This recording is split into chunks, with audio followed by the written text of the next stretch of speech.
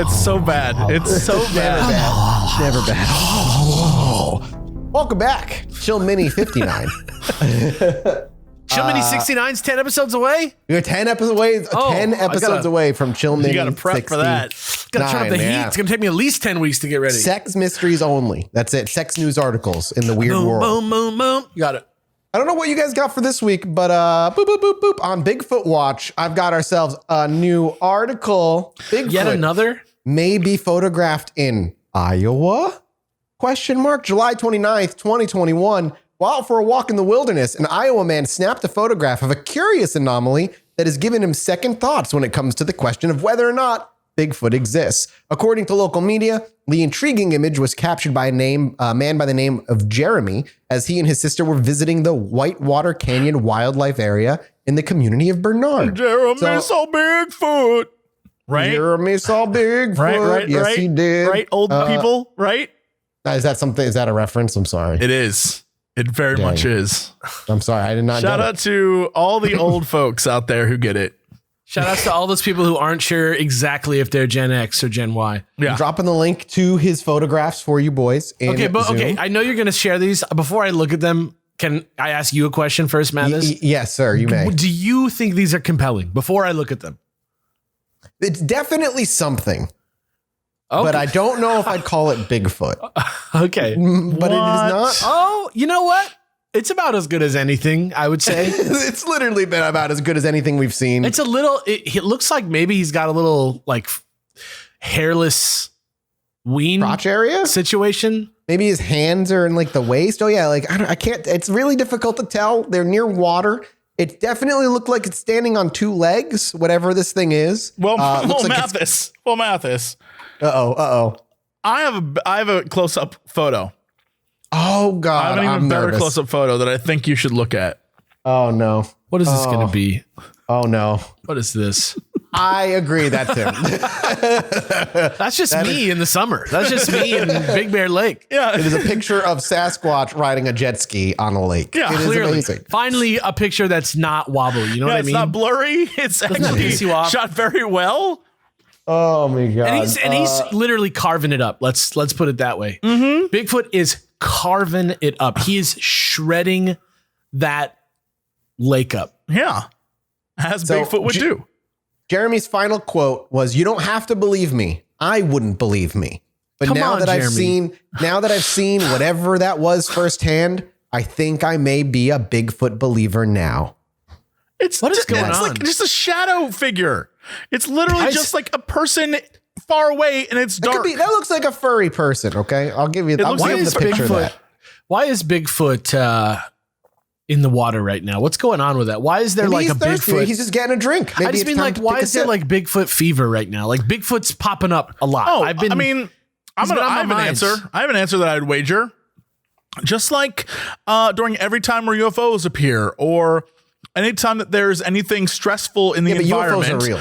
People see things like whenever there's stressors, people see stuff like this and report it more. And I think because of COVID and, lockdowns and all, people are taking the time now to go out into the woods more and get away from people. And so people who aren't used to the woods, go out in the woods, they see a dark figure, Bigfoot. I think it makes perfect sense to me. What else could it be, Jesse? I think Bigfoot would wear a mask. I think Bigfoot You know what I too. mean? If Bigfoot he would had also to. get a vaccine. Bigfoot Yeah, if would be he had like, to. yes, I will take that vaccine. I'm no dummy. I may live in forest, but I'm not an idiot. We all live on this planet together. Yeah. Even the monkey men. We must all live. Wait, what? Bigfoots can't get COVID? Oh. Peace out, losers. Bye. I'm going to learn how to use a skateboard. Excellent. What is this pizza you talk of? Mm-hmm. That's all I got. I have a really short one that I just want to throw out there as some good vibes. I'm going to put this out in the universe. We like good vibes. Earlier this week, a Missouri woman won $1 million in a scratcher lotto ticket.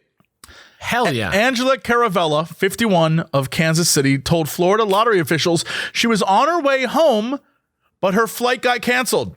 She had a feeling it was going to be that kind of day, and she decided to do some unexpected things on an unexpected day. So she bought the first ever lotto ticket she's ever bought just to pass the time. Boom, wins $1 million. $1 million? She decided to take the lump sum. $790,000 is what she walked away with. And I bring this up because I see a lot of people, especially in videos these days, at like airports going absolutely nuts if a flight is canceled or a flight is delayed, and people get upset about all sorts of things. And all I'm saying is, rather than lose your shit over uncontrollable things that you have no effect of and like you can't control in your life, maybe take a playbook from Angela and just like, it's going to be one of them days, so I might as well do something as equally unexpected. And yeah, who knows? Maybe it could turn out to be a good thing. Yeah, roll just with the punches you had a shitty and you can day, win $1 million. Yeah, just because you had a crappy day doesn't mean that is the story of the day. You can always change it around. So putting that out in the world. Like, is your flight luck good, Jesse? Like, do you have flights that get fucked up often? Because I usually have very good flight luck, but I know people who just have terrible flight luck, and I can see people like that getting angry. Here's the thing: is it depends first off on what carrier you take. It depends on what kind of service you use. 100%. Like I refuse, and I will gladly pay more money not to be on like a Spirit or a Southwest. Like I've been on those, and they suck. Like the difference is, it's like being on a public bus. Just crammed in, and you're treated like crap. And I can understand why you get upset about that, but also there's only so many things in your life you can control. And so you might as well control what you can control. And if you know you're going to get in there, bring headphones, put on like some calm music, and like go to sleep on that flight or whatever. Cause it's gonna suck. It's not gonna suck. So if you know you bought the ticket for something that's gonna suck, you might as well accept how sucky it's gonna be and not try to be like, I'm so angry all the time. There's nothing that's going to change. All you're going to do is make it awful for you because they're going to drag your ass off the flight. So it's true. Yeah. Very and correct. take it from somebody who has flown coach literally everywhere across the ocean, everywhere that you can fly coach. I've done it. You know, I think the more you travel, the more you realize, because other than the last 2 years, which have been zero travel, right? Right. Like every year I'm usually on like 20 to 30 flights a year, something like that. Right. And I would say the large majority of them go off without a hitch. But they all suck anyway. Like all flights are like worse than they were 10 years ago. But the bad luck, you gotta be a good person about it. There's no justification for having a meltdown against some stranger who's just trying to get to the end of their shift. Yeah. In an airport in some state out of nowhere. They're just doing their job. Yeah.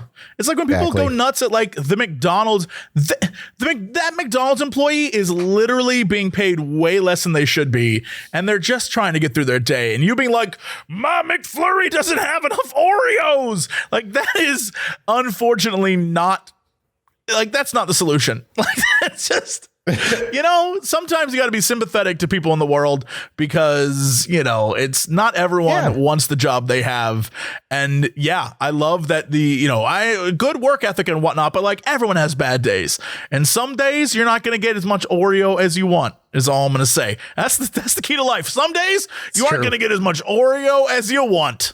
Life. Ding. A Jesse Cox statement. Jesse Cox statement. Put it in the book. Add it to my book. By the people who are paying Chisel for Jesse it on Cox my for president. tombstone. Yeah. Jesse Cox 2024. Okay. What? No. So for this double set of minis this week, I got 2 reader stories. But I got a different reader story than last time when we lost the episode, so that it's still a surprise for you guys. So this one's from Not a Chill Time, and it's called I've Got the Black Shuck Blues. Hey everyone, I decided to make a Reddit account specifically to tell you all this story. Let me know if I'm doing it right. I'm not a writer, so if I tangent or write run-on sentences, I am sorry. Perfect. So my story only happened a couple weeks ago during the recent heat wave in the UK. I just finished working. I work as a supply/substitute teacher, and I'd planned out a walking holiday around Norfolk and Cambridgeshire in the UK. Now, for all you skeptics' sake, I will admit to the following facts before I tell you my story. First of all, I was aware of the legend of the Black Shuck before this walking holiday. Secondly, I'd been binging this podcast fairly consistently for the past few weeks, so wild shit was definitely on the brain. So it was a hot week, and carrying a lot of hiking and wild camping stuff meant that I was probably at least mildly dehydrated most of the time, but I was never gone enough that I felt ill, nor did I suffer from heat stroke. I'm pasty and fair, so I get that I suffer in the heat more than most, but nonetheless, I feel like I had a good hold on all my faculties during my experiences. Whilst nothing odd happened on my first day of walking, the second day was when things kicked off. It was about midday, so I was definitely feeling the heat, and I decided to take a small detour on my walking route to travel alongside the River Waveney near the town of Bungay.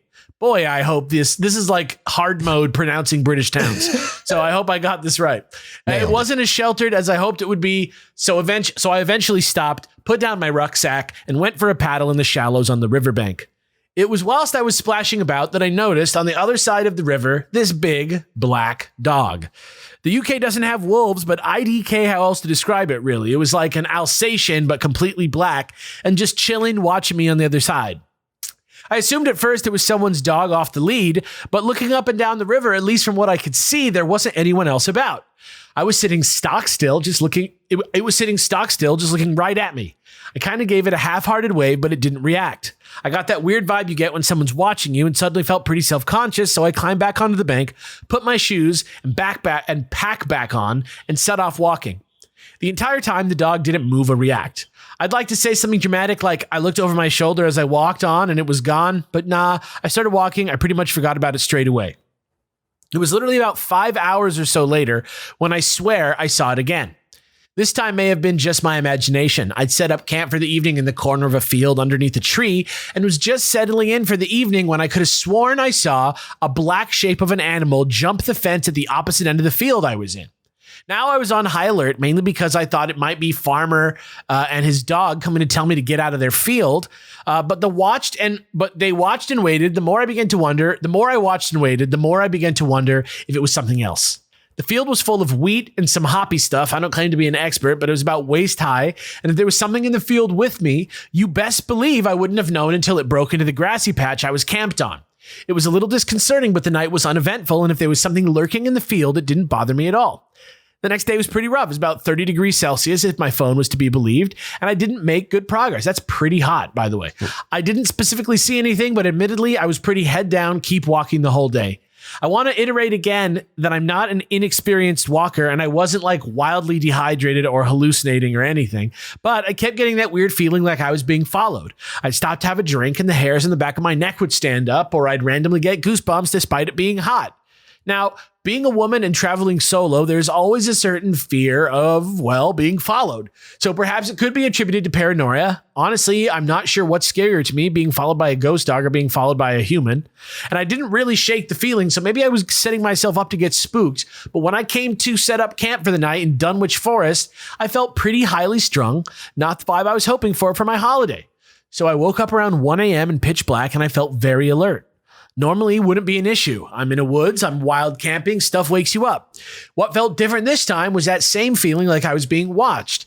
It's the one shitty thing about tents. When you're inside one, you're blind to anything going on outside, but they also offer like no feeling of safety. They're fabric after all. So I lay there for every 10 minutes, straining my ears to hear something. I couldn't make my mind up if I wanted to get out of the tent and look around or stay in the tent and live that ignorance is bliss life. That choice was taken away from me, however, because, well, the need to pee came on. Don't know if it was my nerves or the real reason my body woke up, but it came on strong. So, phone with torch on, I climbed out of my tent and shone it around the woods as I walked a little ways from my camp to do the business. The phone torch only lit the immediate area around me, and there was plenty of pitch black very close by as I popped a squat, and that's when everything got all fucked. As I scanned the area around me, I spotted eye shine in the gloom. Just a single pinpoint of reflective light, but I spanned my phone's torch in that direction. There was the same shaggy black dog on its haunches, literally right at the edge of my phone's torchlight. Now, as I've said, I've listened to your podcast a fair bit recently, and I'd like to think my description so far has shown that I look at everything fairly skeptically, but this shits me up to think about still. This shits me up to think about still. What? That's a great saying. I like it. It wasn't particularly big or otherworldly in appearance, but it had such a feeling of wrongness to it that I can't adequately describe. Sounds like a not deer, right? Yeah, it does. Now, Jesse says the thing that exasperates him regularly on the show is when people have phones but don't take photos. And up until this point, I totally agreed with him. But I gotta say, Taking a photo was the last thing on my mind at that moment.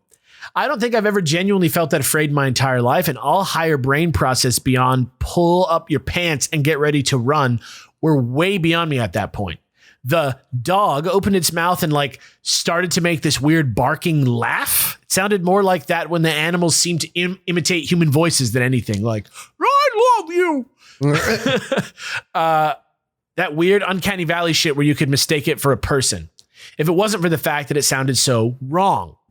Anyway, it's at that point that I just bounced. I was on my feet and running into and through the forest, genuine blind panic running.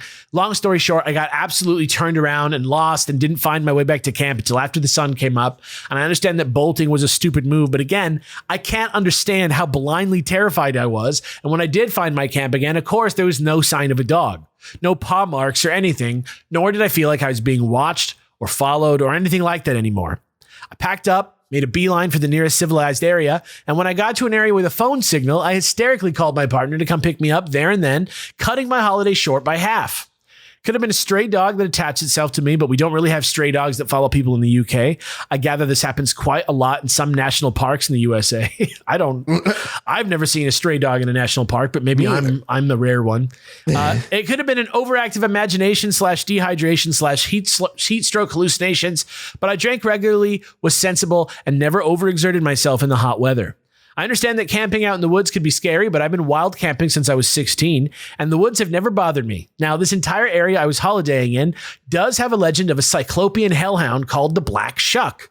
Apparently, in the 16th century, it attacked a church, and you can still find its claw marks in the church door at Blyberg. I know that story. The dog I saw in the woods only had one eye that reflected the light from my phone, but that could have just been a coincidence, and maybe I only caught one eye in the shine and not the other. The Black Shuck is also supposed to be huge, though the dog I saw wasn't outlandishly large, just big. Could have been just a big dog that decided to follow me, but I can't get over that intense feeling of wrongness or that fucking wild laugh. And then this story can be, of course, shared on the podcast if you wanna, but I'd be more than happy to just have a little chat about it with anyone. Fun podcast, gonna buy some merch, gonna go listen to the first track on the Darkness's debut album, Permission to Land, and cry a bit. What a way to end. What a story. I love that story. Isn't it great? That's a good one. That is very good. Yeah, solid. Yeah, that's a good, that wasn't even and then it said, hello. It was just it had a weird laugh and it followed me and it could be anything. Great story. Huge fan. I like how willing to be completely wrong they were. Yeah, right. I love that. And I believe that even if it was just a weird dog or something, that would scare the shit out of me in the middle of the night. I woke up to pee. I go there and I see a big fucking black dog staring at me. I'd be pissing myself while I ran. One. Ooh, I'd be pissing myself while I was pissing. You get what I'm saying? Exactly. Well, thank you guys so much for supporting us over on Patreon. I hope you enjoyed this mini. We're gonna bounce and we'll be back next week. Well, we'll be back very soon, rather, with a brand new mini. Thank you guys Thanks for the money, suckers. Why a classic line brought back? Why gotta be like that? What do you mean? I love them. I love that they do this. They want to get abused by me. They want to get sold to, and they want to get abused. I don't. Why? Who? What? It's fun. It's fun. It's a fun little thing we do here on the show. It's good. It's a good vibe. Thank you for supporting us. Goodbye.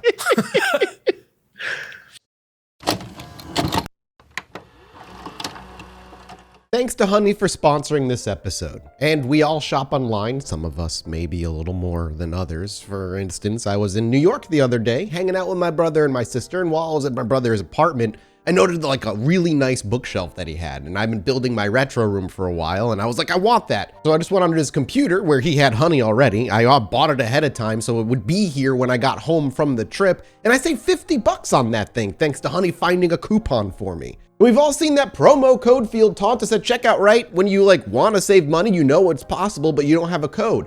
Well, thanks to Honey, manually searching for coupon codes is now a thing of the past. It's a free shopping tool that scours the internet for promo codes and applies the best one it finds to your cart. The way it works is super simple. You're shopping, you go to checkout, and then the Honey button drops down and it says apply coupons. You just click on that, wait a few seconds, Honey does its magic, and then bam, if there are any eligible coupons online, it'll just put it out there and you get to watch the price drop. If you don't already have Honey, you could be straight up missing out. It's literally free and installs in just a few seconds. And by getting it, you'll be doing yourself a solid and supporting our podcast. I'd never recommend something I don't use, and I use Honey. So just go get Honey for free at joinhoney.com/chill. That's joinhoney.com/chill.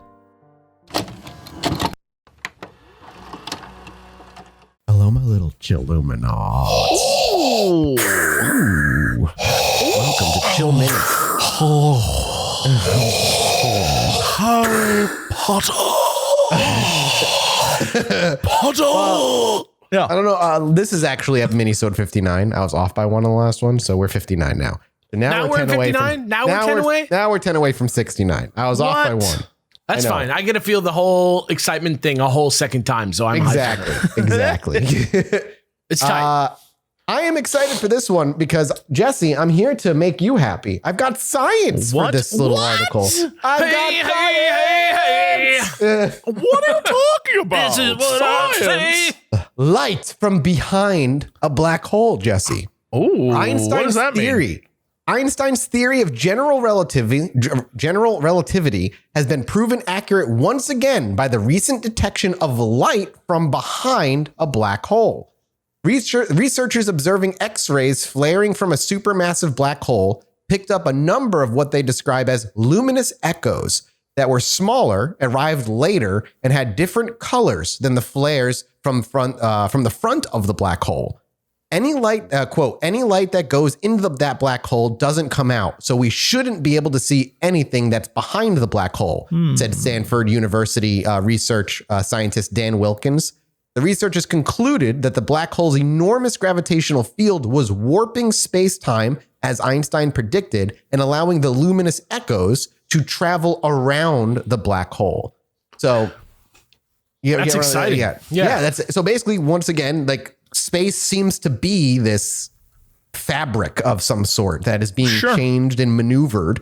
And scientists were able to once again confirm that Einstein was in fact correct again. So if you see any movie like Interstellar, for example, that has that black hole scene, like any scene with like a black hole, when you get to the edge, it has that sort of like warped light effect.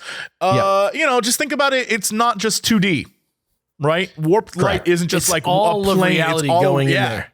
That's neat. That's super cool. Dude, Interstellar, by the way, if you're interested in black holes, Interstellar specifically has some wild visuals that represent black holes in that movie. That is crazy shit. Yeah, that movie is it's weird. That movie's one of those ones where it's both I love it and both like, it's all right. I don't know how to describe it. Like I can watch that and be like, that was entertaining as hell, but also just be like, it's all right. It's because it has like a non-science sort of like message at the end that kind of lands weird after being so sciencey. Right. I've never seen it, and most of the time when people talk about it, I hear like the story is almost like but the visuals are incredible. It's an awesome adventure too. It's just like a different movie maybe than you're expecting. It's very Nolan, and that a lot of his movies, the story is like but what it is, the concept, because he's always like, I'm gonna try and elevate it. It's fascinating. Like and the well last told couple too. Yeah, the last couple movies, it's like, what the hell? This was amazing, but also like, if you break down what the story was, you're like, it's all right. I still got to see Tenet. Yeah, I want to see that so bad. Tenet is one of those movies where when it ended, I literally spent an hour on YouTube being like, did I see what I just thought I saw? It's like that kind of thing. Me and my mom like bonded as adults by getting super into Memento when I was younger. Yeah. That's like how we like saw each other as equals for the first time.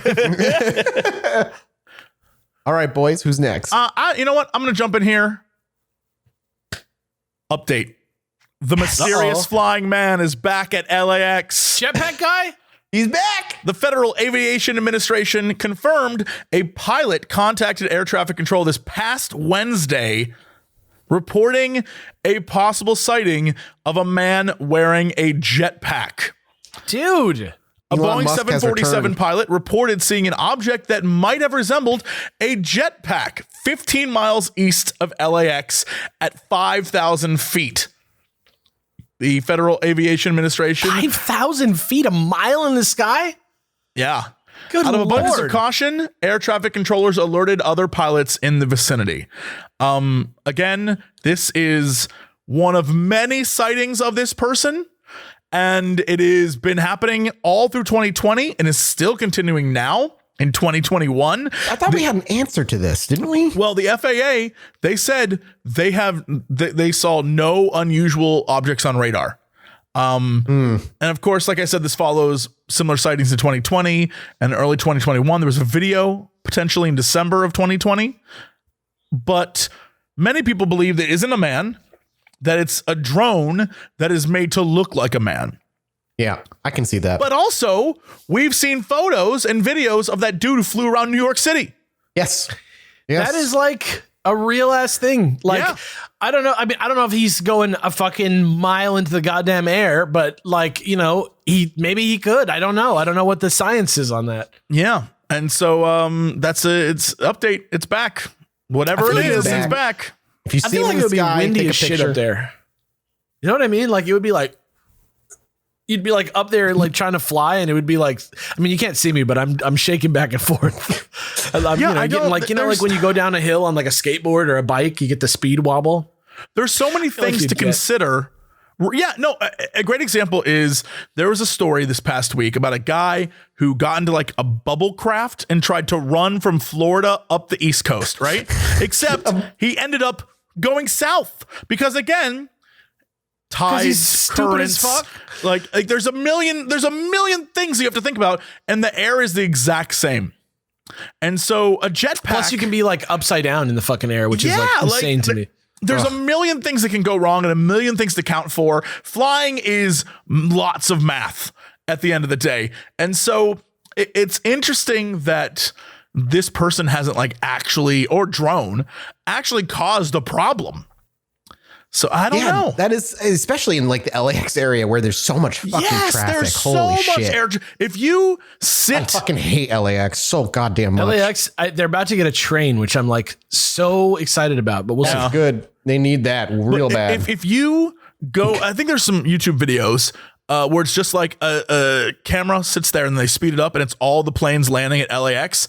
Alex and I are pretty close to it. At any given time, you look up and there's like planes all over the sky. Oh yeah, they fly right over my fucking head all the time. I can't. It blows my mind that someone would be like, I would love to be up there in the middle of that. Right? Oh god. Even if The it's a drone, jetpack, yeah, I don't know. Even if it's a Sucked into drone a made to look plane like engine. a man, I imagine you put a lot of time and effort into that, and even that seems dangerous. Imagine you're at that In-N-Out burger, like eating your double at that like one where you can watch the planes take off and you see some fucker get shredded by like See a red like, mist. like a rabbit in a fucking F1 car, like just getting like That shredded into dust. that In-N-Out burger is on the corner. I don't know if anyone has ever experienced this if you live in LA or have been to LA, but there's a stoplight right there. And that stoplight is directly under where the planes come in. And there are times where if you're there stuck at that light, the plane is, I don't even know, maybe 200 feet away, maybe. Yeah, like your car violently shakes as it flies overhead. It's crazy. Here's a traveler tip for people who are coming to LA and they think they want to eat at the LAX at the airport. You don't. In-N-Out burger. Just go. Okay. Within 10 miles, there's like 15 In-N-Out burgers. Just go to another one where there's not a fucking line Every and time, watch them. yeah, I was going to say, every time I drive by there, there's like an 800 car line. I'm like, why are you here? There's no way that food is like banging compared to the other ones where they're not like working their ass off for like a big ass line all fucking day. And by the way, speaking of LA, October. Thank you, everyone who is coming to see us already. I'm super hyped for that.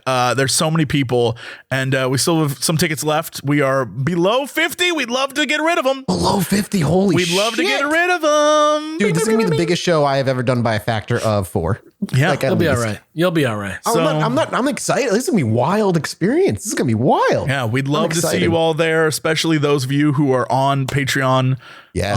We got to you know. figure out something fun to do on in between day. Agreed. Yeah. Oh, we should just like get into nonsense.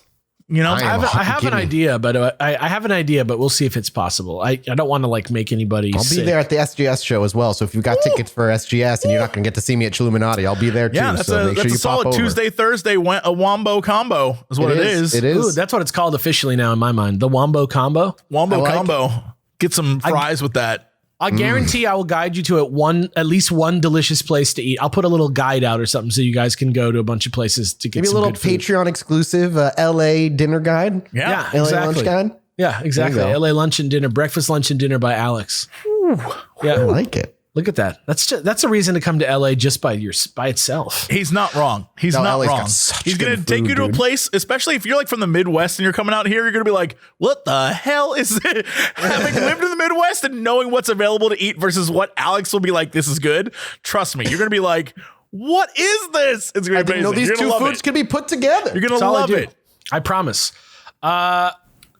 This is a post by Triceratops Jr., which is a great name. That sounds like a rock band from the 90s. That's what I was going to say. Let me know if that's a reference to Dinosaur Jr., because Yeah. God bless you if it is.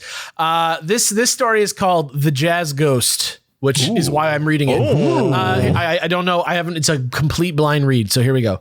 Hi there. I'm a longtime listener of the podcast, and I've been meaning to send this story in for a while now. So I hope you all enjoy.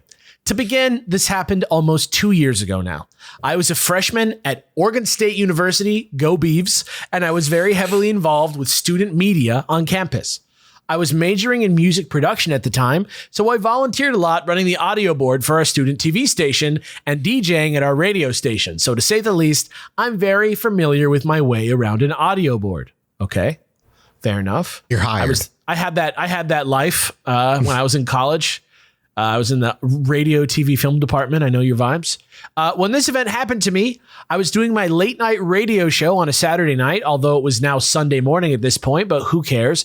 I've always done late night shows because thanks to FCC rules, you can only play music that swears after 10 p.m. and before 6 a.m. That is true. And as a busy college student, I was not in the mood to go through all my music to make sure it was clean. I wasn't even allowed to play my own music on the radio at school. I had to play off their list. So there I was alone in the booth at about 1:30 a.m. All the lights on the floor were off. They are set to a timer, which turns them off at 11:45 p.m. I had just put on a live Counting Crows recording and was just sitting enjoying the vibes, listening to the right time around. Yeah. Accidentally in love. We know all the bangers. It's just a little anything related to Shrek. I know it really well.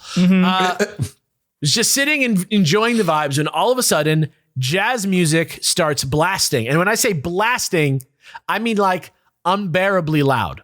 I quickly freaked the heck out because I was tired, alone, and not prepared to hear that at 1:30. laughing all around. And when I lost my place. I quickly jumped to the audio board and turned down the channel my music was on all the way, but the music kept playing. I checked every other channel that the music could have come from to see if I had accidentally turned it on, but the sound was not coming from anywhere on the board. This was strange for a number of reasons, the most prominent being that music can only play through the speakers in the DJ booth if it goes through that audio board. I walked out of the booth and into the dark hallway, and lo and behold, the music was playing through every single speaker on the floor.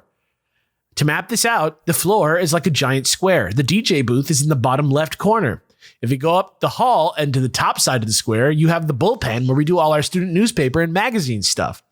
Along the opposite side are all the administrative offices. And then in the middle of the square is our big TV studio. I went and checked every speaker and it was all the same jazz. Needless to say, I was scared. After about 5 minutes, the music stopped playing and all that was left on the floor was this eerie silence. I quickly ran back to the DJ booth, packed up my laptop, made sure that the automatic music rotator was playing, and got the hell out of there. I actually work for the radio station there now, and I still do late night shows, but I have never had this happen again. One other DJ I talked to had a similar experience with loud music playing, but he couldn't remember the genre, so I have no way to confirm if it was the jazz ghost. At least that's what I've come to call it. The rational person in me knows that it wasn't a ghost. But to this day, I have no rational way to explain how the music came through those speakers in the DJ booth. Every other speaker on the floor can be accessed in different ways, but those DJ speakers are special. That board is the only way to access them, so in my mind, it was either a ghost or some hacker who really likes jazz music. I'm not sure which one I prefer, which is a line from the last story I read last week, too. Yeah. I'd love to know what y'all think of this story and if you have any idea as to how this could happen. Like I said in the title, feel free to read this on the podcast and keep doing the great work that you do. I have no idea how that shit could happen because I never got involved in that kind of thing into school. It's potentially so there's a story I've always wanted to do, but it does not justify a full episode and probably not even like a mini episode. But in Chicago in the 1980s, maybe it was the early 90s. So during that time period, I don't know if you remember Max Headroom.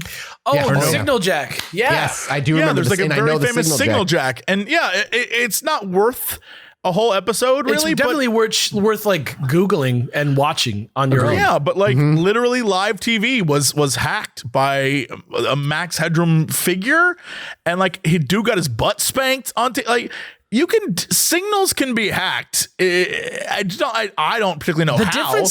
The difference between this and that for me is that Max Headroom was like somebody at the station or somebody near the station hacked the outgoing signal at the station to play something, and so there was some way for that signal to broadcast to those people's homes. But the reason this is freaky is because we're talking about audio systems that aren't connected, that are all playing the same thing out of their speakers. The only way I could think that happening is a very powerful signal that's like resonating through the speakers. Like, the way that like when an alien like mothership takes over the planet and they turn everything into like people of Earth, we have truly fucked you. Like, I think that like that's the only type of thing that it could be. I don't know. It doesn't seem like it makes sense. It's not Max Headroom. It's more like the end of the most recent Wonder Woman movie. Oh my God. That is like utter nonsense. Where it's like, I'll use the satellite to broadcast, and it like shows up on PC monitors. You're like, wait, how?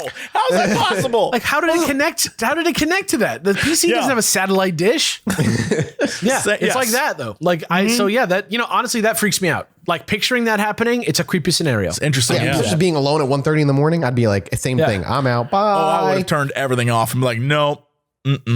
So here's to you, Triceratops Jr. Look out for that jazzy ghost. Maybe offer them some jazz music next time. And maybe here's to you, patrons, for keeping us going. Thank you so much for listening. And thanks so much for allowing us to do some more minis. We'll be back next week with mini episode 60. Ever closer to Minisode 69. I got to come up with a good story for that. I got to have a good 69 story. Oh, yeah. Goodbye, we should have a battle. We should have a battle for the 69th one, and whoever gets the sexiest one. Nice. The sexiest story. Oh, no. Duff Man is thrusting in the direction of the problem. Oh, no. Oh, no. Can't breathe. Oh, no. I'm going to say goodbye. Goodbye. Bye.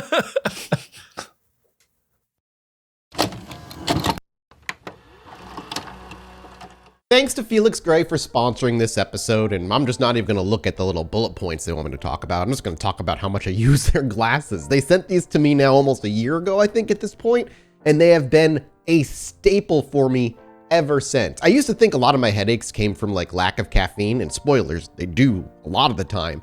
But once I started wearing blue light glasses and the amount of time I spend in front of a monitor, I really noticed a lot of that eye strain and a lot of that headache that came along with it kind of dissipated.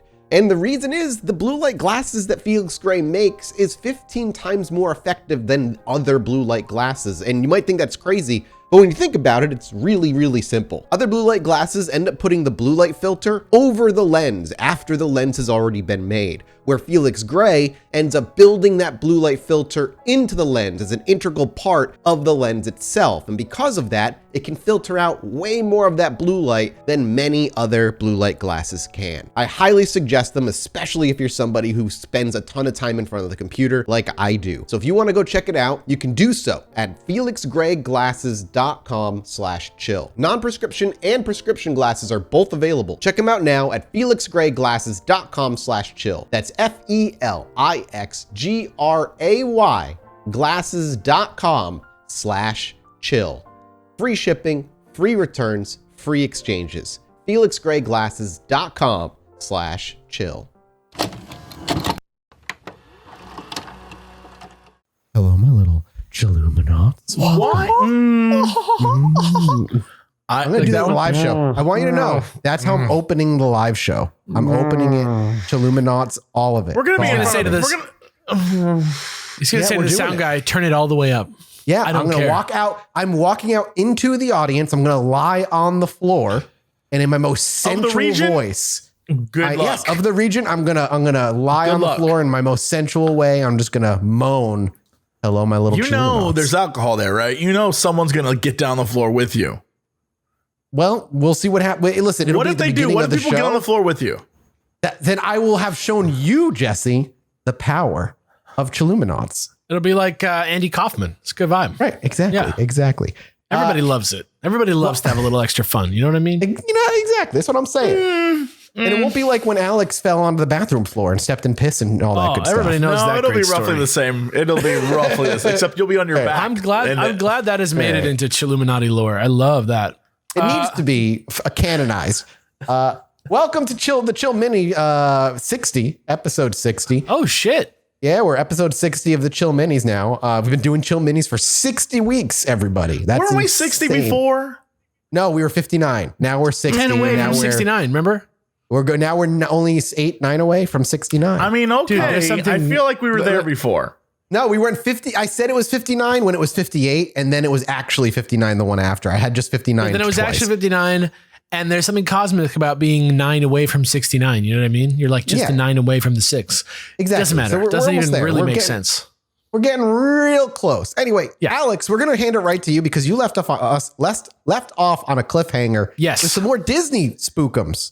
Yeah, this isn't as spooky as it is like Illuminati like, but this is about something at Disney called Club 33. If you don't know what this is based off Walt Disney going to the World's Fair and seeing these like pavilions where it's like a branded pavilion, and then inside that pavilion for people who work there and have like clients that they want to like impress, they can take them to the like secret partner pavilion inside the World's Fair pavilion. And that's like what the deal is with 33. Some people say 33 is the number of investors that have originally invested in Disneyland. There's a lot of different things. This is just all off the dome. But the real Club 33 is named after the fact that it's on 33 Rue de whatever in New Orleans Square down in the back. If you are, the original entrance used to be right next to the entrance to the Blue Bayou restaurant, which is the restaurant that you can eat at inside of the Pirates of the Caribbean ride.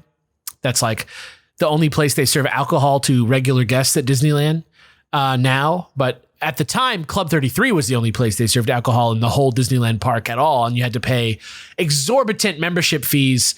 And there's a waiting list of years to like be an actual member. I said in the episode that I have been 4 times. It is not because I am a member of Club 33. It is because I am fortunately connected to people in my life who have memberships at Club 33 who have been able to bring me there in the past. So very, very high rollers. So you're not saying you're not blowing Chilluminati money on Club 33 memberships? No. Dinner was expensive, you know what I mean? But you dress up nice to go.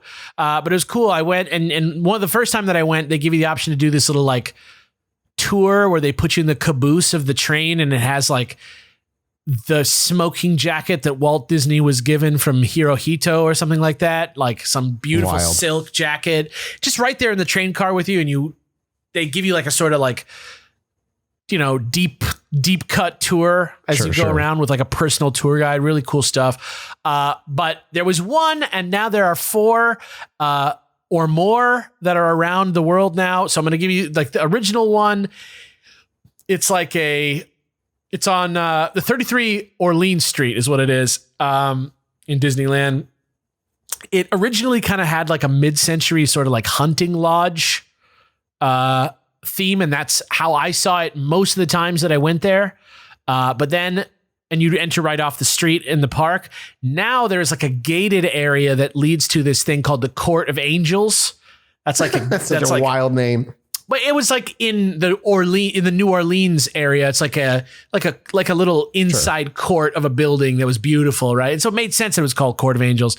But now you go in there, and that's like the club member only entranceway to the place, and it has a little bit more modern of a design, but everything's very intricate. There's like a very old-timey elevator in there.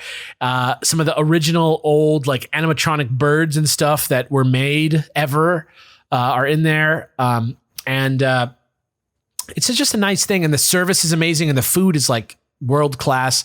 Here is the article that gives you a look at Club 33 in Disneyland. This is an article on Insider if anybody wants to try and Google it and find it. I'll give you the links on the subreddit if you bug me enough. But you can look and you can see all the little, like the look inside. There's kind of like a new modern look now. And there's these paintings on the wall. So when you look in the window, you see these images that are big. And you can see what the booths look like and how the bar, they have a bar that's exclusive to Platinum members. It's like a jazz lounge that has a very sort of magical look to it. It's kind of interesting. It has like a hand-carved wood bar. Some amazing cocktails. Like the booths right now, you get like themed booths and stuff. It's a very like much classier experience than the rest of Disneyland. You can look, if you get down to the bottom, you can see the food on the plates. I mean, it's some it's some next level gastronomy. You know what I mean? It's like some next level shit. But that's humans just like exclusive stuff, man. If you can make something like exclusive, people jump all over it. And this is like Disney just taking that and running with it. Yeah. If you got that millionaire fuck you money, this is probably a cool thing for you to do. But so that was the original. And then the next one was made at Tokyo Disneyland a little bit later, I think in the 80s sometime. And I'm not sure why Tokyo Disney was the first one to get one besides the main Disneyland. But I have a theory that it's because when they made the Tokyo Disney parks, Tokyo Disneyland and Tokyo Disney Sea, they had subsidies from the Japanese government that let them just go 100% ham planet on budget and like scope of everything, because they wanted to have like the most beautiful Disney parks of all. So it makes sense that there's a Club 33 at Tokyo Disneyland. And here it is for you guys to look at. It fits in with the slightly different vibe of Tokyo Disneyland. It has a little bit more conservative of a look, a little bit more classic of a look. Kind of looks like inside the Queen Mary or the fucking like, you know, I don't know, like some haunted hotel, Twilight Zone hotel vibes. It has a little bit more, you know, Tokyo Disneyland's a little bigger than Disneyland 1 because they weren't trying to fit it somewhere. They already had the reputation, so everything is a little bit more spacious, as you can see. And the Tokyo one retains the kind of look and style of the original California one, rather than going with the big bright white sort of like colonial style that the Anaheim one has. Very cool stuff. And then there's also a Club 33 at Shanghai Disneyland, which is a much more recent Disneyland. Very elaborate castle at Shanghai Disneyland and a very beautiful park, Shanghai Disneyland. Very interesting park. But you should check it out because this one is a very unique look. I mean, I don't know what you guys would say it really looks like, but it's kind of like a little bit more old Hollywood looking, I guess. I don't know how to describe it better. Like definitely the art is very Chinese, very like watercolory art, like full wall size watercolor, but the inside it's deco-y. It's more art deco. And has like a good word for it. It looks like BioShock. It looks like Rapture, the one in Shanghai has that kind of vibe to it. You can see like beautiful paintings around the booths and like huge pieces of art. And you know, it does kind of vaguely have like a Chinese sensibility to it visually. It's kind of cool. The food looks off the chain in the Shanghai one. I don't know if you have gotten to the food. Yeah, I'm looking at the food right now. That grapefruit sorbet. Yeah, that looks fucking nuts. Good. The appetizer was grapefruit sorbet with green apple, wasabi, granite, and dill oil at Disneyland. That's crazy. Yeah. It's delicious. And then the last one that I have a in-depth knowledge on is one that is very close to Club 33. It's actually just across the way in California Adventure. Right when you walk in, there is a restaurant called the Carthay Circle Restaurant, which is like a theater. It looks like a movie theater right when you walk in the 1930s LA portion of California Adventure. And that's just a fancy restaurant for normal guests. But beneath it is a place called the 1901 Lounge, which is also a exclusive secret club at Disney. And it is only for platinum members of Club 33. So this is a secret. This is a Club 33 within Club 33. This is Platinum Club 33 is for members willing to increase their annual dues to $10,000. And if you were not already a Club 33 member, you also have to pay a $25,000 initiation fee. Oh, good Lord. Arguably the most expensive venue at Disneyland, if you think about it. That's nuts. Yeah, I mean, $35,000 just for your first visit. Yeah, it's a pretty big room for being a 2-room club, but it is a much smaller, like less people can get in there. They can seat parties of 6. This one looks old timey. This one looks like a farmhouse, like an American farmhouse in Kansas or something. This one has like wallpaper and wood furniture and stuff like that, and has nice bar is really the big thing. It's like a lounge. Santa Monica deviled eggs with smoked salmon looks delicious. Roast Moroccan lamb meatballs looks delicious. This big, beautiful table. This one, if the last one looked like Rapture, this one looks like the other BioShock. What's it called? Infinite. Yeah, the what's the name of it? Columbia. It looks like Columbia? It looks like Columbia. Yeah, it looks like Columbia, the city of Columbia from BioShock, not the country of Columbia from South America. Yeah, that's the 1901 lounge. And those are the ones that I really know a lot about. And it's just weird to think about that even at a place like Disneyland. I mean, if you carry on what I was talking about in the last episode about Disneyland being like a good metaphor for America in a lot of ways, the idea that the rich can move behind the scenes in their own secret areas, buying access and using it for power and influence over regular people like me who have just licked the boots of greatness once or twice in my life. You know what I mean? Like the times that I went to Club 33 are like memorable moments in my life, not like every time I go to Disneyland, Saturday. that's how I have lunch. Yeah. You know what I mean? So Right, exactly. for somebody who is a member, you got to imagine that it's a much wilder and luxurious experience than just getting That's to what go I'm going to there. save all of our Chilluminati money so we can just have a one Club 33 experience as a threesome and then I'll quit see what the I can show. do. I'll see what I can do. That's I'll look it. into it. I'll All right, make thanks. a That couple works. phone calls. But I also just want to point out that they've recently opened 4 more Club 33 locations at the Disney World parks. These ones, these ones I don't have full articles for. There's one big article that I can link in the Reddit if you guys want to see. But just so you know, there is the Constellation Club in Epcot within the American Adventure Pavilion. That one's like very much in the tradition of a corporate club inside of a World's Fair exhibit, because that's basically what the Epcot is anyways, a just big ass World's Fair. Spotlight Lounge at the Hollywood Studios is above the recreation of Hollywood's Brown Derby restaurant that they have there. There's the Captain's Quarters, which is like a piratey one. Or not a piratey one, it's a Jungle Cruise themed one inside Magic Kingdom at Walt Disney World, next to the Adventureland entrance near the hub of the park. And then the weirdest one is in Africa in the Animal Kingdom park in Florida, and it is called the Harambe House. It just opened last year. So amazing. Pretty crazy. I don't know why it's called the Harambe House. I don't know what the word Harambe actually means outside of the context of that poor gorilla who got shot. That's all I can think of. I hope they named it after the gorilla. Yeah. But those are the secret clubs within Disneyland. I feel like there's probably some sort of like architectural or design element secret codes and stuff that you could like break down if you wanted to watch some sort of theory video about this stuff. But just the idea that there's all these secret clubs at the Disney parks, that's such a baller part of the legend. So yeah, I just wanted really to cool. It's like not surprising, but it's equally interesting anyway. Like it's really cool. Rich people doing their rich people things behind the scenes at Disneyland. Like the high stakes poker room inside a shitty bar in Chicago or something. You know what I mean? Isn't that weird? It is. It is very weird. All right, I'm going to do mine real quick before we move to Jesse's, because mine's not going to carry too much time here. But I originally was going to cover the 9th Nessie sighting of 2021 so far.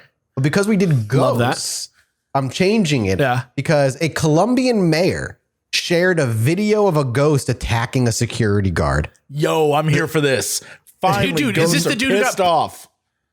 Is this the dude that got like he's got pulled pushed around into stuff? the wall? I'm gonna link. I'm gonna link you. This should have the timestamp, so when you can like the attack starts, there's your link in Zoom, boys, and I'll read this. I think I saw this on Nuke's Top 5 recently. Yeah, it's only from a few days ago, about 4 or 5 days ago. The mayor of a city in Colombia left. Mayor of a city in Colombia left his constituents scratching their heads when he shared a video of what he claims is a ghost attacking a security guard. The peculiar footage, which was reportedly captured by a security camera in a government office building, was posted to Facebook on Tuesday evening by Jose Manuel Rios Morales, who presides over the community of Armenia. In the odd video, a guard can be seen walking down a hallway before seemingly being violently thrown into a wall by an unseen force. The startled man falls to the floor and then slowly crawls away from the point of impact until two of his co-workers quickly arrive on the scene. In the surprising Facebook post, Morales wrote, "I want to share this video with you today, stressing that as mayor, I have the conviction that faith has unbeatable power."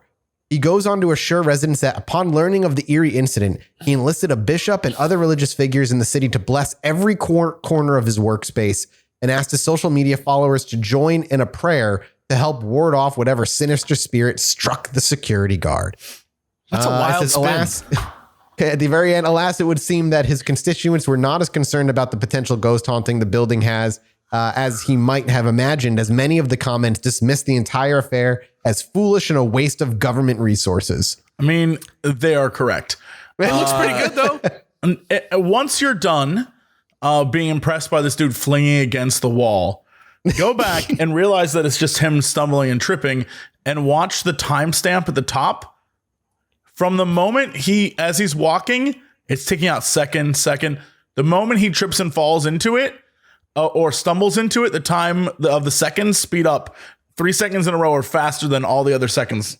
Yeah, it goes ding. Yep, I can see it right around literally at 15 seconds. It goes ding. It goes really, really quick. It's sped up footage. Yeah, he does move really fast once he starts to trip. Like it's almost like they were like 0.5. Yeah, either he's fast or he like stumbled, whatever the case may be. You know, ghosts are known to mess with time and space. Time and space. And camera like this. equipment. Don't do this. No, don't do this. Well, our other story is just somebody saw Nessie, but there's no pictures and no video, and they just gave a really detailed description. It's the 9th one this year. So we're seeing Nessie a few times a month. Culturally Scottish. Just being like, I didn't take a picture, but all right, Jesse, here's a beautiful version. I took the baton quickly and handed it right off. All right, here's the real story. This is March 2020, but the article's from May. Disney World's been closed since the middle of March, but that didn't stop a man from camping on an abandoned island in the park. A 42-year-old Alabama man was arrested Thursday at Disney World's Discovery Island, telling deputies he was unaware he was trespassing. He called the island a tropical paradise, according to the Orange County Sheriff's Office. Deputies noted there were numerous no trespassing signs. Authorities charged him with 1 count of trespassing misdemeanor. He also was banned from all Disney properties. According to the arrest report, the man stated he had made entry onto the island, going camping on Monday or Tuesday, and had planned on staying on the island for approximately 1 week. Disney security first spotted the man on the island, which has been closed to the public since 1999. Deputies of the Orange County Sheriff's Office searched for him with helicopters, boats, and on foot. The man told deputies he didn't hear them calling to him out the loudspeaker because he was asleep inside one of the buildings on the island. Discovery Island was originally called Treasure Island and is located in Bay Lake in Disney World. The 11-acre island opened in 1974 and became a zoo featuring 130 specimens of animals. Most are birds, but the park also has Galapagos tortoises and ring-tailed lemurs. The 1999 Orlando Sentinel reported as the park was preparing to close. The island has sat abandoned for nearly 2 decades. Since then, various explorers have made unauthorized trips to see decaying and overgrown buildings and post their videos and photos online. So, like, people be sneaking into Disney properties all the time.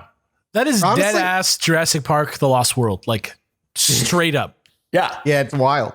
Honestly, you know what? If I was a man who just ran out of shits to give, I could see myself trying to camp out at Disney for a week and just be in their abandoned parts and just be like, sounds like a cool time if I don't get caught. I think the reason why I remember this story is because the guy who was there, it was like in the middle of the pandemic, and the dude was like, look, I got nowhere to go. No one's here. No one lives here. And I remember at the time being like, yeah, just let him camp there. That's our our apocalypse laissez-faire. Yeah, I was like, just let the man. Just get him. He's not going to blow up anything. Just let him. let him get let him have his weird tropical paradise. Yeah, if you want to ban him, but let him hang out for the week. It's very clear he was going to like live there because he got nowhere else to go. And frankly, it's not being used for anything. It's got a bunch of buildings. Like, come on, Disney. It's a pandemic. Right. Let him stay there. That guy would have been fine. What's the worst that could happen? Yeah. Exactly. What's he going to take a shit? Yeah. Who cares? I mean, I guess that's the fecal matter is probably difficult to deal with afterward. No, it's an abandoned island. Nobody cares. It's 11 acres. That's true. That's predators. True. That's true. I'm with you. I'd probably try it. That sounds like it would be a really fun little adventure to give yourself. That's what I'm saying. It'd be a week to do it. If you do it at Anaheim, you just end up in like a bad motel. So you can't really like approach Disneyland from the outside and camp on its edges. Yeah, no, that's not going to work out too well for you out there. Well, thank you guys. He got 12 months in jail, by the way. Just pointing it out. Ridiculous. 12 months. Come on. Dude, free this man. Free this man. Let him out. 12 months. What are we doing over there? Florida, That's let him out. Such a waste of our taxpayer dollars and like, just let the man out. Take him home. Do like where you get somebody smoking pot, where you just throw it on the ground and get out of there. That's too much. Goddamn, dude. A year in jail for sleeping in a Disney park? That's crazy. From adventure to nightmare, all in the course of a night. Insane. You know, they're probably just worried about their ass. Like if he got eaten by a fucking alligator like that kid did.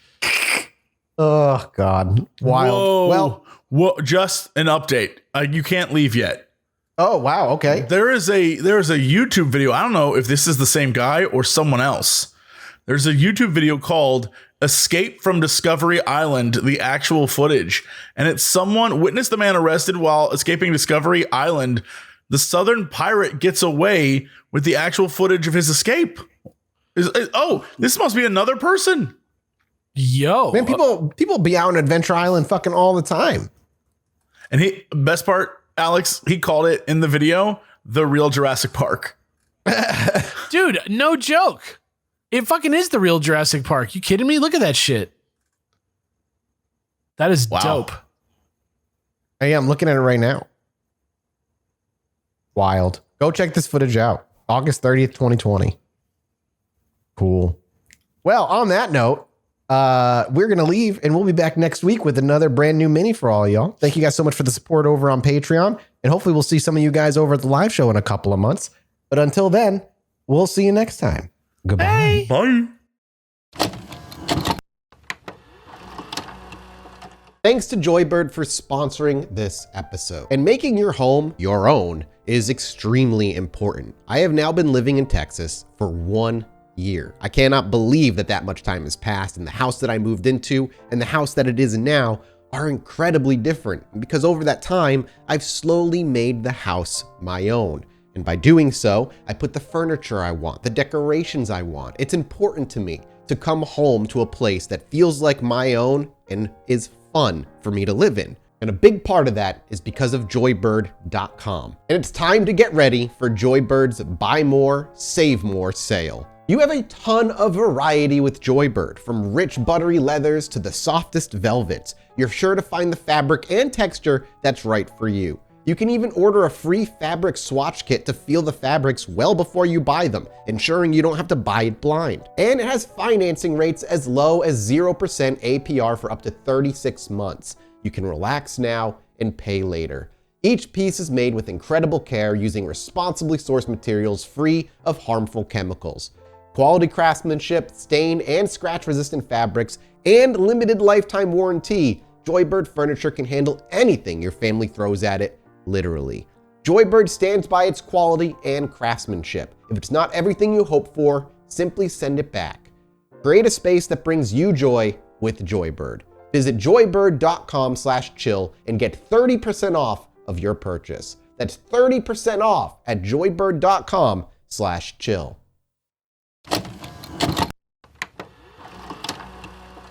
Hello, my little Chilluminats, and welcome back. Oh, Chill Mini 61. We're at 61 today. Yeah. Fresh off of Atlantis' coastline, sailing into our very own golden age. Resurfacing from the ocean with a big gulp of fresh air and fresh, creepy stories. So I don't know what you boys brought, but I'm going to open up. I got nothing weird. No Bigfoot watch. Just a unique thing that was kind of discovered that's a little grim, but it's just an interesting nature thing. Okay. Very recently, as in this is from a couple days ago, archaeologists in northwestern Saudi Arabia have unearthed a massive collection of bones, likely stockpiled by striped hyenas over the past 7,000 years. Whoa. Yeah, 7,000 years worth of bones. Found in the Jersin lava tube system, a sprawling network of tunnels formed by volcanic activity. The hundreds of thousands of bones belong to at least 14 kinds of animals, including cattle, caprids, horses, camels, rodents, and humans. The researchers' findings are newly published in the journal Archaeological and Anthropological Sciences. Basically, what they found is that the hyenas have basically taken all of these human bones, and they're not sure, like, I'm not sure if they know why hyenas collect bones, but the hyenas have a strong enough bite to crack bone and get to the marrow on the inside. So it's possible that the stockpile of bones over the many years were a meal or a secondary meal or maybe even emergency meal for these things.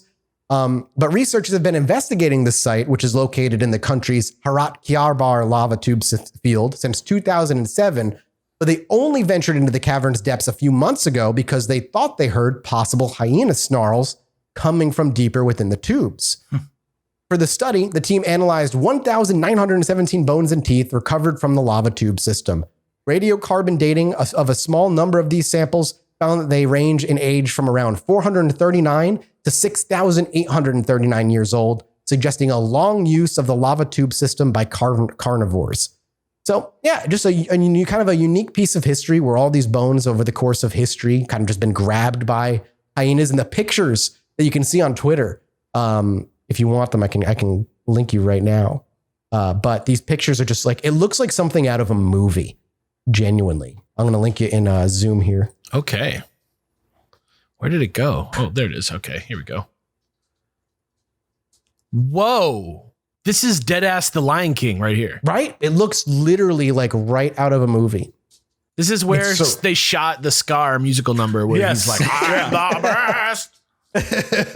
They found a total so far of 6 skull caps as well in there. So, and then the archaeologists say usually when it comes to the skull, only the skull cap tends to survive, but all the skull caps had gnaw marks on them. So they were being chewed on and stuff. Yeah. This kind of creepy, just real life creepiness. No supernatural from me. Just a really fascinating historical find that I kind of came across. As I was deep into archaeological, the archaeological side of the internet for a week or two. That's it for me. So whoever wants to go next, feel free. Fascinating. Is it cool? I got a little something for y'all. There is, I got this from Lad Bible. I love the Lad Bible. The Lad Bible. This is about a guy in last September named Greg Euling, who took his daughters and 2 of his uncles to Gettysburg, Pennsylvania in September of last year. Like I was talking about this recently, where I don't know if they did exactly what I did, where they took the park ranger with them. I think it was just his family in the car at the time. He's just a store manager guy from New Jersey. He drove down to Pennsylvania. He's driving along the road at night and he spotted something moving in the darkness.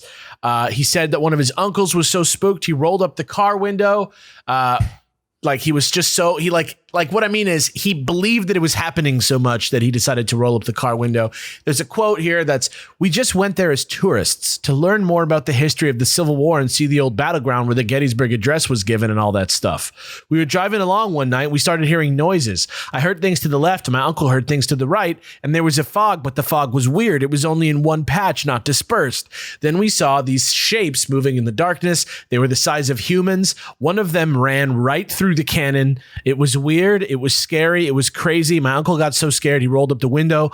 We went back and watched the videos over and over again, and then we blew them up on the big screen to get a closer look. That made us even more freaked out. It was really exciting, but I also got this strange, ominous feeling like something was telling me to go back there. I couldn't go to sleep, but I was creeped out, so I didn't go." The Battle of Gettysburg obviously was fought between the Union and Confederate forces during the American Civil War in 1863. If you didn't know, it lasted only 3 days, and 50,000 people were killed, 5,000 horses. Oof. So obviously it's a sort of like traditionally active area for hauntings, just because there's so many people who died in these fields, and a lot of them were not disposed of properly, especially the Confederate soldiers were not properly buried, all the time. And so there's a lot of stuff about that, but I did not leave you guys high and dry, for there is a video clip of this ghost. And it actually, I got to say, it's some pretty good footage. It's right here at the top. You can see it. Love the Lad Bible. Yep. Here's the video. Lad Bible. Oh, Lad Bible. You might have to watch a little. I got to go through an ad here. Yeah, you might need to watch an ad for Thumbtack, which, whatever. No, I got mine for Loctite. Oh, then maybe it's Mine maybe is it's for regional. Staples. Oh, look at that. Going All right, back I'm to watching. school sale. They know. I like that. We're all Driving just doing down a the little road. brand deal here for all the different brands that are appearing on our little player. But honestly, this is a good clip. I got to say, like, you'll see it and you're going to be like, whoa. Because at first you think it's like water or something. Oh, wow. Yeah. Oh, that was cool. Yeah. You think it's going to be water on the glass or something, but then you see it go like, pew, and it like shoots right through the damn thing. It's in, I'm trying to see. It's hard, man. It's hard to tell if it's like part of the glass, part of the camera. Do you see it where it goes right through where it goes right through the cannon? Hang on, I'm watching some more here. It's like around 18 seconds that it really gets heavy. Yeah. Yeah, okay, I'm gonna watch again. Pretty good. Yeah, but the way it moves through the cannon, there's one off to the distance too. There's one like behind and there's one in front, which is why I think it's a good video, is because it's kind of like, it has like a little bit of a 3D element to it. Like it looks like maybe it's a smear on the lens or something, but then you see that one is actually going behind objects in the video. All right, it's pretty cool. Here's the only thing I want to point out. Do me a favor. When you're going to like the 17-second mark, Sure. and it starts to come out, Yeah. look below the moving ghost. There's like a weird black dot that seems to move in like with it. Yes. Like it goes like something small physical. Yes. And go back to the very start of the video, and there is also a artifacting going on there as well. Is clearly something in the windshield the camera's picking up. You're totally right, Mathis. That black dot moves with the thing on the windshield. It looks like bird shit. Like there's the thing on the windshield. It's fascinating until I saw that black dot, Yeah. and I was like, wait, that's weird. It's like it's moving perfectly with it. Maybe that's part of the Maybe it's the ghost shadow. that's what I'm saying. Maybe it's, emitted from the ghost. Maybe it's, an artifact burning into the footage. You never know. Worth going for those who were interested in this thing. It's worth at least checking out the footage to see what we're talking about Lad here. 'cause Bible. It's just Lad Bible. It's Weird Tourist Films Creepy Human-Sized Apparitions at Gettysburg Site. Give it a look. You be the judge. Let us know on Reddit what you think. I am not going to say what I think. I want to go there, man. I would love to ghost hunt Gettysburg. Dude, kidding? it's a real, I mean, sick. I've been there only one time, and I wasn't a man, I wasn't like a grown man like I am today, but I remember even when I was there feeling kind of strange about the whole place. It's very like weirdly solemn. Like you feel like you're on like hallowed ground in some way. You kind of are in a weird way because so many people lost their lives there. It's man. weird. It does have an energy. I'll say that. it Like totally I don't does. know that I think it's haunted, but like there is something about the place that it feels different. Yeah, absolutely. Definitely. I would love to go. Oh, that's a cool video. Thank you, Alex. Yeah. Jesse, what have you brought to the table? Let's get scientific, shall we? On this podcast? I know. So, as you all know, the differences between our DNA and the DNA of many other things are slim, very slim. And so, once again, another study has come out about, the differences between us and then ancient hominids and, all sorts of different things. And then all the other animals that exist in the world, and how truthfully we are so much closer than the difference between us and like a fish is not really that far off technically. Sure. So basically only 1.5% to 7% of our collective human genetic instruction book or genome contains uniquely human DNA. Researchers reported in Science Advances. The human's only DNA, scattered throughout the genome, tends to contain genes involved in brain development and function. So most of what we got going on really is just about our brain. Everything else is like even closer to all those other animals and things around the world. Hinting that brain evolution is what was really important in making us us. It's why humans are what we are. But researchers don't yet know exactly what the genes do or how exclusively the human tweaks to the DNA near those genes might have affected brain evolution. So they know it's for the brain. They just don't know what it did to us in our brain. That's fascinating. Yeah. Whoa. And so they said, like, Neanderthals or Denisovans, right, are extinct human cousins, right? We have things similar to them, but obviously our brains, the human sort of path, the Homo sapien path, is like, it's why we were rocking tools instead of muscles, like that kind of vibe. Right. And so we used our brains to come up with things. And they said, the results don't mean that individual people are mostly Neanderthal or Denisovan. Like some people have more or less, because they said 1.5 to 7%. There's like everyone, they say, has a different amount and different areas. So like the parts of your DNA that make you a human can be different from the parts of my DNA that make me a human. Huh. So we are scientifically not the same, but we're close enough where it doesn't matter. It doesn't matter. Yeah, we're just like, yes. That's cool as hell. Yeah, and so they're like, there's some people, I remember someone on Twitter took a DNA test and they got a thing back that said like, you are 1% Neanderthal, right? And, yeah. And that's, that's one of those things that you can have that. There are people who have, 0.73 to 1.3% Neanderthal. And that's a thing that exists. But at the same time, you can still have all of that and it can replace parts of the human part of you, but you can still, everything else is still like that's what's so crazy. There's like, look, you can have, like, if you took a couple hundred people, they mostly won't have their bit of Neanderthal DNA in the same place.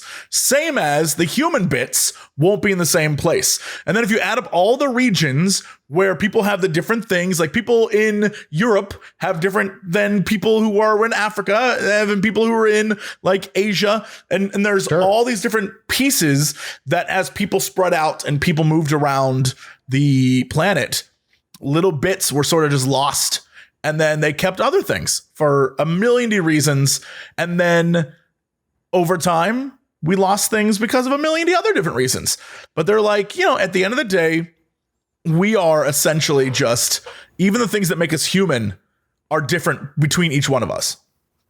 Exactly. And that's I love that. I love that we're technically not the same species in a weird way. Yeah. No one is technically the same. Like my that's DNA awesome. Is so like drastically different from your DNA. And well, I'm Atlantean, so I mean, same here. But like as an Atlantean, look at us. We're totally different. I'm a very Alex is probably a Lemurian. Yeah, I'm definitely not Atlantean. I don't have any of that blood in me. Yeah, you're a Lemurian man. It's all right. Oh, that's cool though. I like that a lot. Mm-hmm. Well, thank you, Jesse, for adding more facts into this podcast filled with them. Look at us. All we do is speak facts here at Chilluminati. That's all we do. Yeah, you don't even need to watch the news if you listen to Chilluminati, they say. We got you covered. Everything you could possibly want. Thank you guys over at Patreon. We couldn't do this without you guys. Seriously, though, watch the news and watch the good news. Go watch. Yeah, and do your research and do some research as well and like educate yourself. We live in the information age. Use it. We will be live and October 26th for all you patrons. Grab your tickets while you can. There's less than 50 left. You want to grab them while we've got some seats. And there's going to be some exclusive merch that you can purchase while you're there. So be excited for all kinds of cool stuff. And you heard it here first. Be there for you. Be on the lookout for a fun Chilluminati related internet activity coming along quite soon as well. Pretty exciting. Oh yeah, that's right. You're the first ones to hear about it. Yeah, there's a cool thing we're working on, but that's all we can really say at the moment. Yeah, so get ready. Till next week, everybody. Thank you so much for listening, and goodbye. Anyway, bye. Me and my wife were sitting outside indulging on our porch one night, enjoying ourselves. I needed to go to the bathroom, so I stepped back inside, and after a few moments, I hear my wife go, "Holy shit, get out here!"